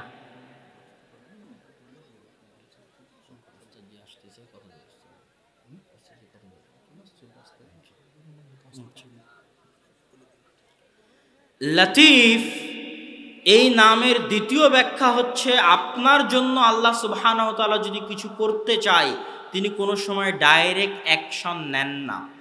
তিনি সূক্ষ্ম থেকে সূক্ষ্মভাবে আপনার জন্য কাজ করবেন। আপনিও বুঝতে পারবেন না যে এই কাজটা আপনার জন্য হচ্ছে, আপনার শত্রুও বুঝতে পারবে না যে এই কাজটা আপনার পক্ষে যাচ্ছে। উদাহরণ, ইউসুফ আলাইহিস সালাতু ওয়াস সালামকে যখন আল্লাহ সুবহানাহু ওয়া তাআলা জেলখানা থেকে বের করতে চাইলেন, আল্লাহ ডাইরেক্ট অ্যাকশনে গেলে ফেরেশতা পাঠিয়ে জেলখানার দেওয়াল ভেঙে, জেলখানার দরজা ভেঙে ইউসুফ আলাইহিস সালামকে বের করতে পারতেন। ফেরাউন যখন বানু ইসরাইলের ওপর অত্যাচারের স্টিম রোলার চালাচ্ছে, ছোট ছোট বাচ্চাকে জবাই করতেছে, আল্লাহ চাইলে ফেরাউনকে ডাইরেক্ট দুনিয়া থেকে উঠিয়ে নিতে পারতেন, ডাইরেক্ট গজব দিয়ে ধ্বংস করে দিতে পারতেন। আল্লাহ সেটা করেননি। আল্লাহ কি করেন? সূক্ষ্মভাবে কাজ করেন। আপনি ধরতেও পারবেন না এই কাজটা আপনার পক্ষে যাবে, আপনার শত্রুও ধরতে পারবে না যে এই কাজটা আপনার পক্ষে যাবে। এর নাম লতীফ। আল্লাহ ইউসুফ আলাইহিস সালামকে বের করতে চাইলেন, বাদশাহ স্বপ্নে দেখলো। বাদশার স্বপ্ন ঘুরতে ঘুরতে ঘুরতে ঘুরতে ইউসুফ আলাইহিস সালাম জেল থেকে বের হয়ে মন্ত্রী হয়ে গেলেন। মূসা আলাইহিস সালাতু ওয়াস সালামকে আল্লাহ রক্ষা করতে চাইলেন। ফেরাউন বানু ইসরাইলের কোনো সন্তানকে জীবিত রাখবে না, সবাইকে প্রকাশ্যে জবাই করছে। আল্লাহ লতীফ, তিনি সূক্ষ্মভাবে কাজ করেন। মুসার মাও ধরতে পারে না কিভাবে আল্লাহ মুসাকে বাঁচাবেন। ফেরাউনও ধরতে পারে না যে মুসা আমার ঘরে লালিত পালিত হচ্ছে, এই মুসাই একদিন আমার শত্রুতে পরিণত হবে। মুসাকে যখন তার মায়ের নিকটে ফেরত দিতে চাইলেন, তখনও আল্লাহ ডাইরেক্ট ফেরত দেননি, সূক্ষ্মভাবে কাজ করেছেন। ফেরাউন বুঝতেই পারেনি যেটা মুসা আলাইহিস সালামের মা তার দুধ মুসা আলাইহিস সালাম পান করছে, আর মুসা আলাইহিস সালামের মাও জানতেন না কিভাবে আল্লাহ তার সন্তান তার কাছে ফেরত দিবেন। এর নাম হচ্ছে লাতিফ। তথা আপনি যদি আল্লাহর এই লাতিফ নামটা একবার ভালোভাবে বুঝতে পারেন, তাহলে আপনার জীবনের কোনো দুঃখ কষ্টে আপনি চিন্তিত হবেন না, কষ্ট পাবেন না। ফ্লাইট মিস হয়ে গেল, গাড়ি মিস হয়ে গেল, ট্রেন মিস হয়ে গেল, আপনি জানেন না এর পিছনে আপনার জন্য কি কল্যাণ আছে। আবার আপনি যেই জিনিসটাকে কল্যাণ মনে করছেন, আপনি জানেন না এর পিছনে আপনার জন্য কি অকল্যাণ থাকতে পারে। এটাই হচ্ছে লাতিফ। আল্লাহ সুবহানাহু ওয়া তাআলা সূক্ষ্মদর্শী, আমার এবং আপনার মনের কথা অনুভব করতে পারেন এবং আমার এবং আপনার মনের কথা পড়ে তিনি বাস্তবায়ন করতে পারেন। আল্লাহ সুবহানাহু ওয়া তাআলার তৃতীয় নাম আশ-শাকুর, শুকরিয়া আদায়কারী, কৃতজ্ঞতা স্বীকারকারী। প্রশ্ন হচ্ছে, শুকরিয়া তো মানুষে আদায় করে, আল্লাহ কেমনি শুকরিয়া আদায় করে? চেয়ারম্যান সাহেব প্রোগ্রাম আয়োজনে সফল হয়েছে, আপনারা চেয়ারম্যান সাহেবের শুকরিয়া আদায় করলেন। আমি এখানে এসেছি, আপনারা আমার শুকরিয়া আদায় করলেন। আপনি বিপদে পড়েছেন, আপনাকে সহযোগিতা করলাম, আপনি আমার শুকরিয়া আদায় করলেন। আল্লাহ কেমনে শুকরিয়া আদায়কারী হয়? এটা প্রশ্ন। প্রশ্ন কি আপনাদের বুঝে আসে? একটু কথা বলতে হবে। প্রশ্ন কি বুঝে আসে? প্রশ্ন বুঝলে উত্তর বুঝতে সুবিধা হবে। আল্লাহ কেমনে শুকরিয়া আদায়কারী? আল্লাহ সুবহানাহু ওয়া তাআলা বলছেন পবিত্র কোরআনে যে তিনি শাকুর। কিভাবে? আপনারা আপনাদের জীবনে এরকম অসংখ্য বহু ঘটনা ঘটেছে যে মানুষকে সহযোগিতা করেছেন, যাকে সহযোগিতা করেছেন সে আপনার ক্ষতি করেছে, হয়নি? যাকে সহযোগিতা করেছেন সে আপনার সাথে ধোঁকা দিয়েছে, হয়নি? হয়েছে। আল্লাহ এবার কি বলছে যে আজকে থেকে তুমি যদি শাকুর নামটা বুঝতে পারো, তাহলে কোনো মানুষকে সহযোগিতা করার সময় সে তোমার শুকরিয়া আদায় করবে, এই চিন্তা তোমার মাথা থেকে বের করে দিও।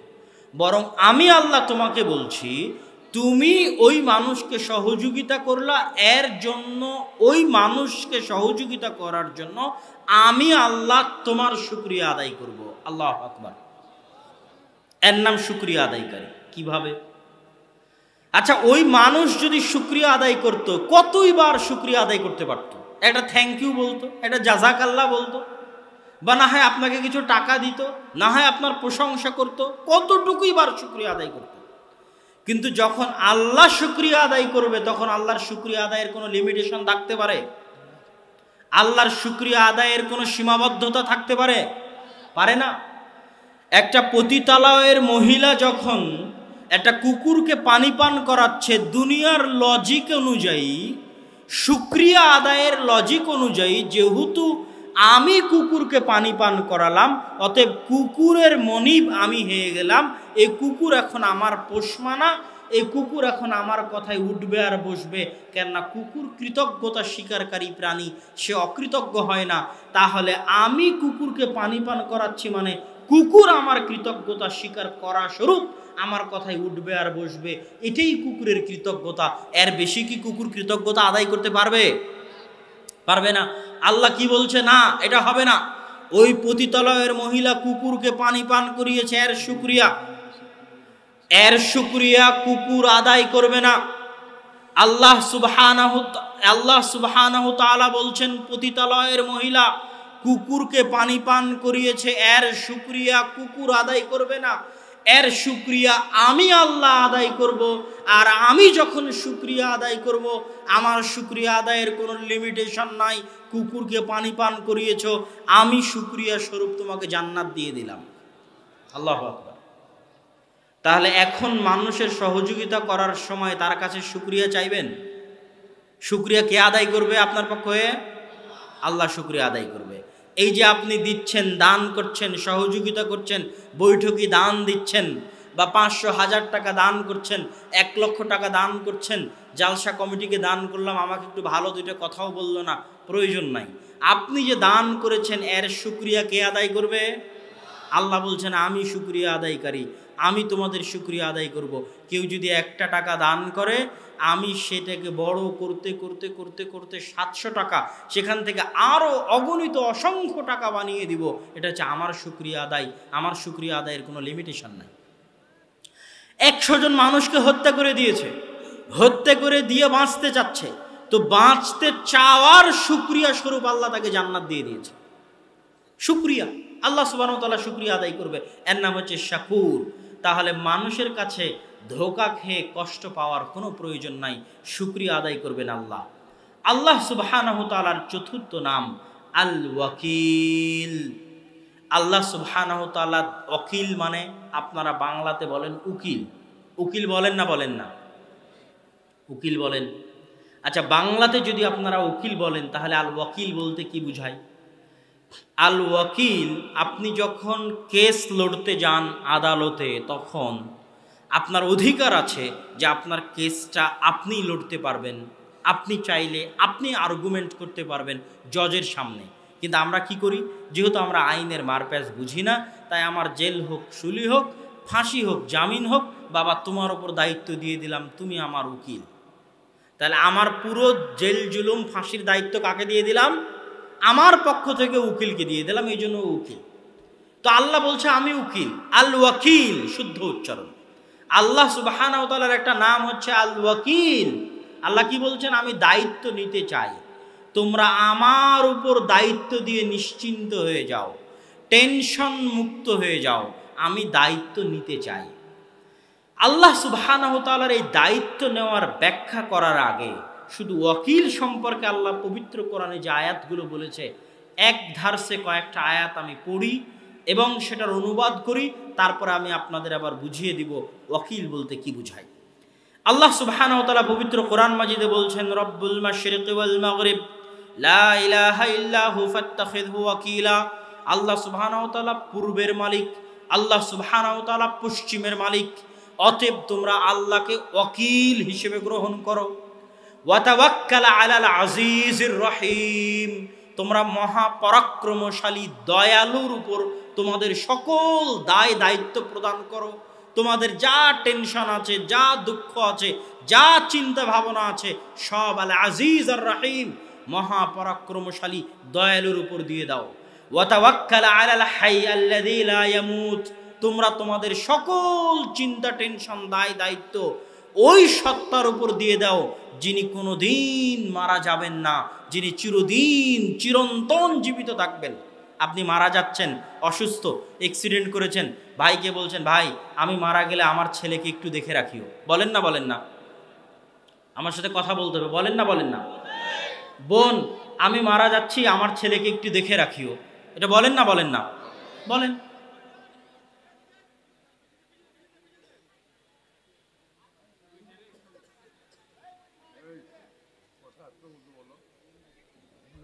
নিয়ে আসতেছেন,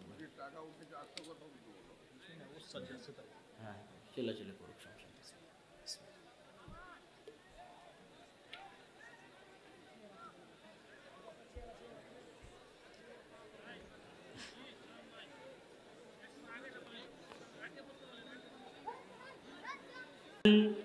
ওয়া তাওয়াক্কাল আলাল হাই আল্লাযী লা ইয়ামুত, তোমরা চিরঞ্জীব সত্তার উপর তোমাদের টেনশন, দায় দায়িত্ব দিয়ে দাও।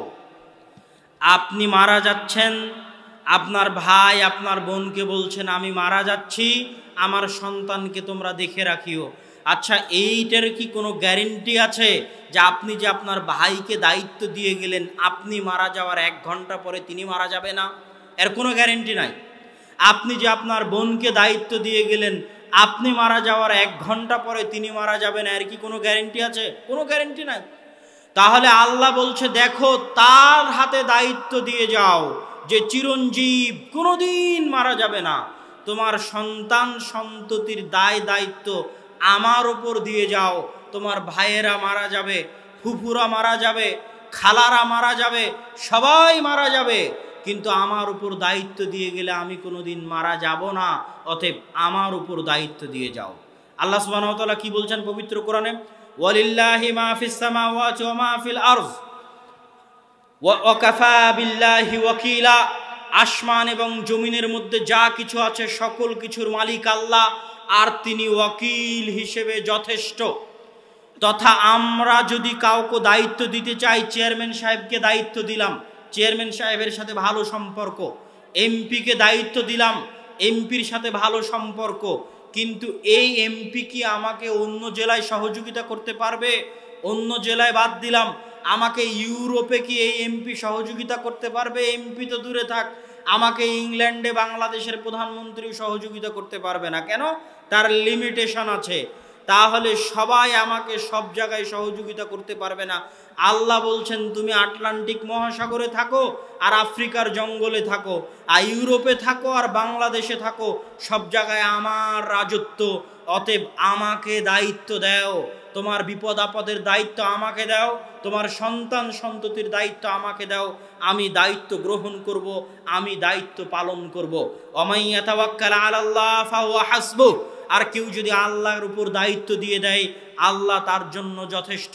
ওয়াকাফা বিল্লাহি ওয়াকিলা, আল্লাহর উপর যে দায়িত্ব দিয়ে দিল আল্লাহ সুবহানাহু ওয়া তাআলা সেই দায়িত্ব পালনের জন্য যথেষ্ট। আল্লাহর দায়িত্ব পালনের একটি উদাহরণ দিয়ে আজকের বক্তব্যের আমি ইতি টানব। মুসা এবং খিজির আলাইহিস সালাতু ওয়াস সালাম তাদের সফরের শেষ স্থানে গিয়ে একটি গ্রামের একটি বাড়ি মেরামত করছেন। আল্লাহ সুবহানাহু ওয়া তাআলা পবিত্র কোরআনে বলছেন ওয়া কানা আবুহুমা সালিহা। মুসা আলাইহিস সালাম জিজ্ঞেস করছে খিজির আলাইহিস সালাম এই বাড়ি কেন মেরামত করছেন?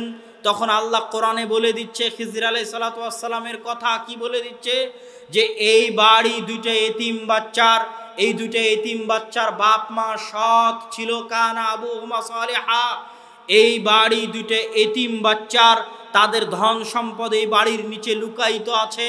তাদের পিতামাতা এই ধন সম্পদ রক্ষার দায়িত্ব আল্লাহকে দিয়ে দিয়েছিল। আল্লাহ, আমরা মারা যাচ্ছি, আমাদের এতিম সন্তান এবং এই সম্পত্তি হেফাজত করে তাদের কাছে পৌঁছে দেওয়ার দায়িত্ব তোমাকে দিয়ে গেলাম। আল্লাহর উপর যেহেতু দায়িত্ব দেওয়া হয়েছে, আল্লাহ সেই দায়িত্ব পালন করার জন্য নবীদের দিয়ে কাজ করিয়ে নিচ্ছেন। মুসা আলাইহিস সালামের মতো নবীকে দিয়ে ওই দুটো এতিম বাচ্চার সম্পদের হেফাজত করিয়ে নিচ্ছেন, যাদের সম্পদের হেফাজতের দায়িত্ব তাদের বাপ মা কাকে দিয়ে গেছিল? আল্লাহকে দিয়ে গেছিল। চিটাগাংয়ে একটা ছোট বাচ্চা মারা গেল, তাকে তার পরিচিত জন যারা তাদের বাড়িতে ভাড়া থাকতো তারাই হত্যা করেছে। কেন? আপনি জিজ্ঞেস করে দেখবেন, বাড়ি থেকে বের হওয়ার সময় হয়তো দাদাকে দায়িত্ব দিয়ে গেছে, বাপ মাকে দায়িত্ব দিয়ে গেছে, বা সফরে বের হওয়ার সময় বলেছে অমুক জায়গায় গেল, তার হাতে দায়িত্ব দিয়ে দিল। কিন্তু যদি একবারের মতো বলতো আস্তাউদিউকুমুল্লাহ, আল্লাহ আমি বাড়ি থেকে যাচ্ছি, আমার সন্তানের দায়িত্ব তোমার উপর দিয়ে গেলাম। আল্লাহ, আমার সন্তান সফরে বের হচ্ছে, তোমার উপর দায়িত্ব দিলাম আমার সন্তান হেফাজতের। আল্লাহ বলছেন ফাত্তাখিযু ওয়াকিলা, আমি দায়িত্ব নিতে চাই। দুনিয়ার মানুষ তোমরা আমাকে দায়িত্ব দাও। তোমরা যদি তোমার ভাই বোন আত্মীয় স্বজনকে দায়িত্ব দাও, কালকে মারা যাবে, রক্ষা করতে পারবে না। অন্য কারোর ওপর যদি ভরসা করো, সব জায়গায় ওর ক্ষমতা চলে না, সব জায়গায় ওকে ফোনে পাবে না। তুমি আফ্রিকার জঙ্গলে নেটওয়ার্ক নাও থাকতে পারে, ভূমিকম্প হয়ে মাটির নিচে চলে গেলে ফোন নেটওয়ার্ক নাও পেতে পারে, প্রধানমন্ত্রীর মোবাইল নাম্বার ফোনে থাকলেও কোনো কাজ হবে না। আমি সামিউন আলিম, যেখানে থাকো, যে অবস্থায় থাকো, ইউরোপে থাকো, আমেরিকায় থাকো, বাংলাদেশে থাকো, আমাকে ডাকো, আমার ওপর ভরসা করো, আমাকে দায়িত্ব দাও, আমি তোমাদের দায়িত্ব পালন করতে চাই। মানুষ যদি আল ওয়াকিল এই নামের অর্থ বুঝে এবং হৃদয়ের অন্তরের অন্তরস্থল থেকে নিজেদের বিপদ আপদ টেনশনের দায়িত্ব আল্লাহর উপর দিয়ে দেয়, আল্লাহ বলছেন সেই দায়িত্ব আমি বহন করব, আপনি শান্তিতে আরামে ঘুমাতে পারবেন। ফাওয়াজতু আমরি ইলাল্লাহ, আমার সব টেনশন বিপদ আপদের দায় দায়িত্ব আল্লাহ তোমাকে দিয়ে দিলাম, আরামে নিশ্চিন্তে ঘুমাতে পারবেন। ছেলেকে বাড়িতে রেখে আরামে সফর করতে পারবেন, ধন সম্পদ আরামে রেখে ঘুমাতে পারবেন, ছেলেকে সফরে পাঠিয়ে আরামে ঘুমাতে পারবেন। এই জন্য বাড়ি থেকে বের হওয়ার সময় কি বলতে হয়? বিসমিল্লাহি তাওয়াক্কালতু আলাল্লাহ লা হাওলা ওয়ালা কুওয়াতা ইল্লা বিল্লাহ। বাড়ি থেকে বের হওয়া মানে রিস্ক। রাস্তায় একটা গাড়ি যে আপনার উপর চাপিয়ে দিবে না, কোনো গ্যারেন্টি নাই। আপনি যে কোনো সময় যে কোনো বিপদে পড়তে পারেন।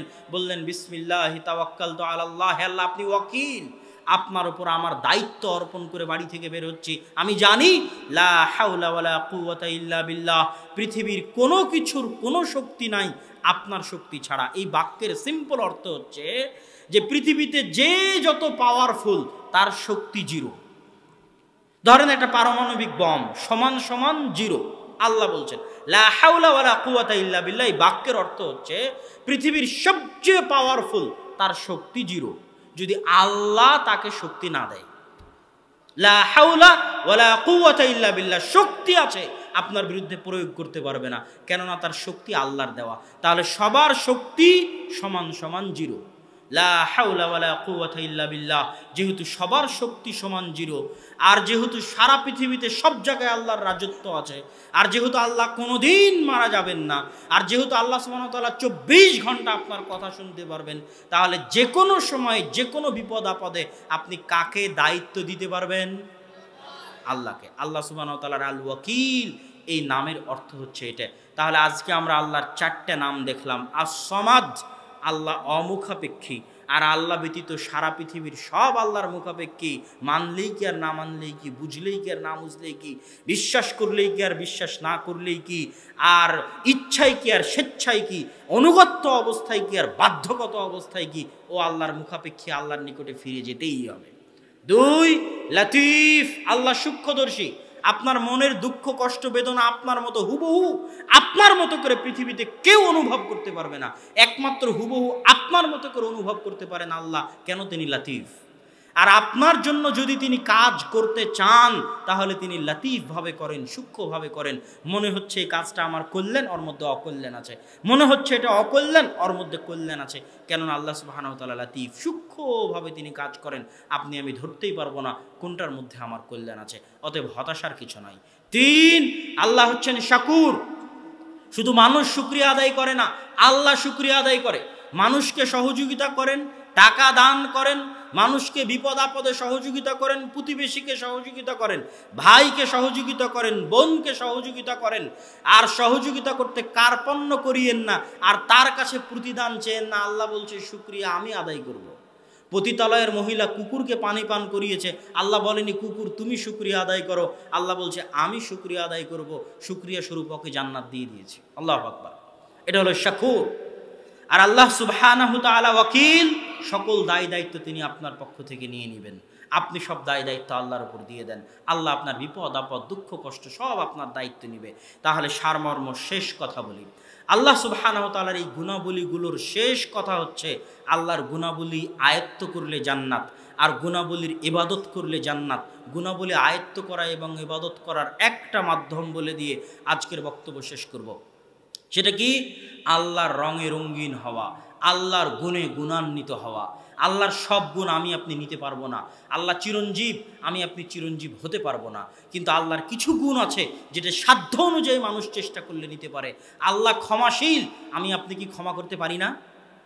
আপনি আল্লাহর কাছে ক্ষমা চাচ্ছেন অথচ নিজের অধীনস্থ কর্মচারীকে ক্ষমা করেন না, নিজের স্ত্রী সন্তানকে ক্ষমা করেন না, ভাই বোনকে ক্ষমা করেন না, সবার জন্য অন্তরে হিংসা বিদ্বেষ লালন করছেন। এক রাজনৈতিক পার্টি আর এক রাজনৈতিক পার্টিকে ক্ষমা করতে পারে না, এক গ্রুপ আর এক গ্রুপকে ক্ষমা করতে পারে না। ঘুমানোর আগে পৃথিবীর সব মানুষকে ক্ষমা করে দিয়ে ঘুমান। আপনি যত বেশি পরিমাণে ক্ষমা করবেন, আল্লাহর ক্ষমার গুণ তত বেশি পরিমাণে আপনার উপর আল্লাহ ঘটাবে বহিঃপ্রকাশ।